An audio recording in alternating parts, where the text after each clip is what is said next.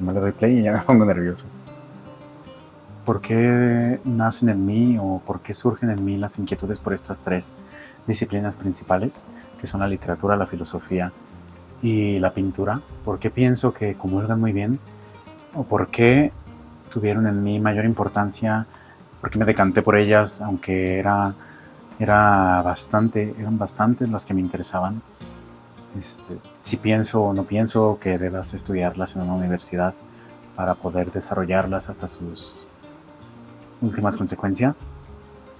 Y vamos a comenzar por la escritura.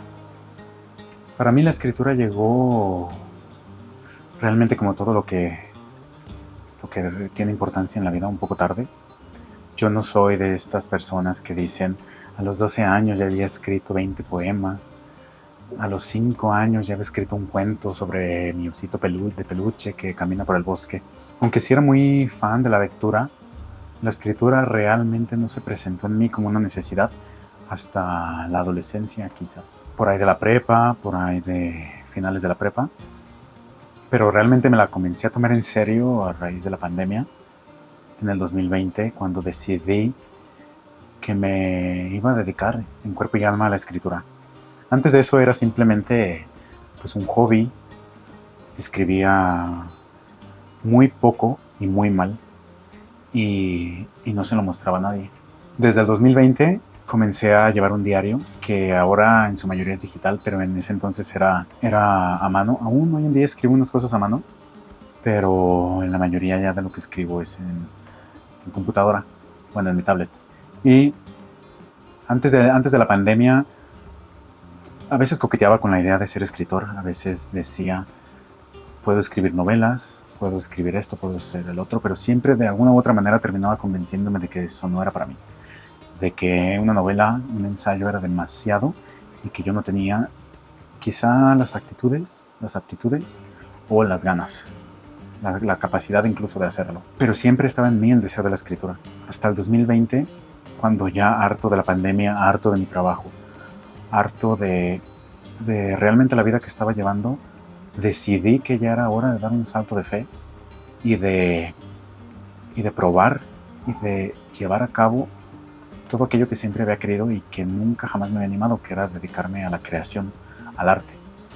Siempre me había apasionado la historia, como ya les comenté, pero quizás si llegué a creer que de eso no iba a vivir, aunque la opción por la que me decanté no era la correcta del todo, sentí que por lo menos me permitía tener un pie dentro de las ciencias sociales. Terminé estudiando relaciones internacionales, que obviamente también es mucho de leer y mucho de escribir, pero en mí siempre estaba esta sensación de esto no es realmente lo que quiero. Yo lo que quiero es dedicarme toda mi vida a la creación, a escribir, a leer, a estudiar, a reflexionar y escribir sobre lo que he reflexionado, y eso es lo que en todos esos años antes de la pandemia estaban dentro de mí. Yo escribía mis ensayos para la universidad con realmente dos sensaciones, una de gusto y una también de frustración, porque no eran al fin y al cabo una demostración realmente de mis capacidades creativas.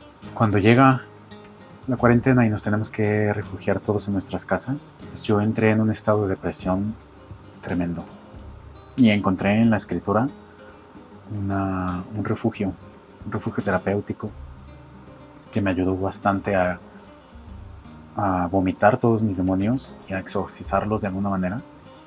Y para mí fue una forma de catarsis y de liberación que realmente nunca antes había experimentado. Y fue ahí cuando confirmé mi vocación de escritor. Obviamente esto está ligado mucho a la lectura y que comencé también a meterme más serio en cuestiones literarias, la historia de la literatura, sobre todo de literatura mexicana y la historia y tradición de la literatura mexicana, que es, pues al fin y al cabo, el país en el que me encuentro y en el que nací y al que pertenezco.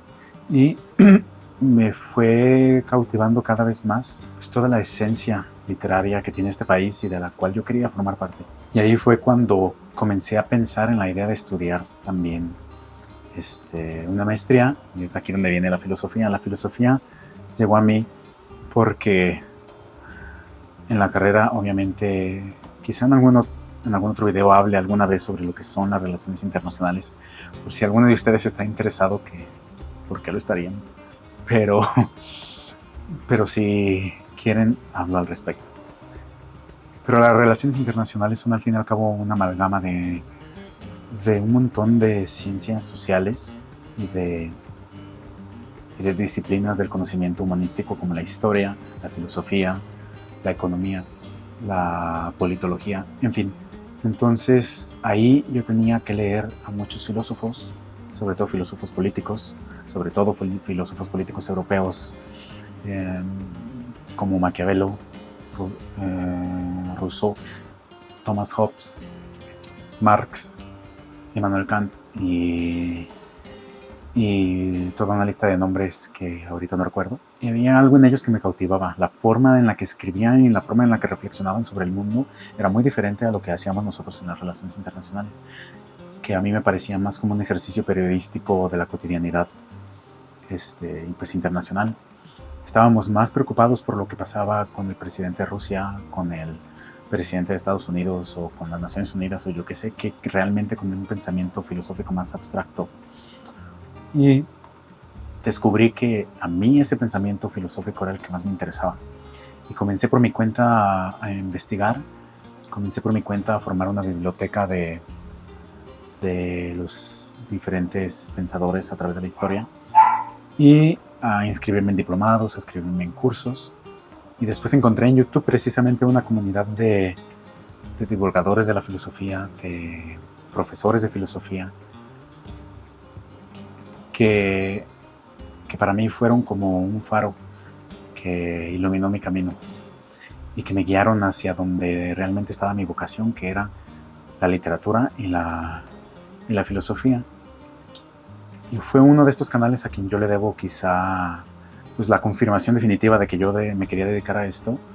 Es un canal que ahora ha decidido, una persona que ahora ha decidido que ya no va a continuar con su canal, pero que probablemente muchos de ustedes, si están interesados en mi contenido, hayan alguna vez escuchado sobre él. Se llama Ernesto Castro. Es un filósofo y escritor español que es profesor de filosofía y que además graba sus clases y conferencias y entrevistas y las sube a su canal de YouTube, que ahora él ha dicho que ya no va a continuar porque quiere dedicarse exclusivamente a lo suyo. Bueno, me estoy ya desviando del tema. Con él yo estudié a Platón, con él yo estudié mucho de la historia de la filosofía, con él yo confirmé y me guié y no simplemente fue un desvariar de conocimiento.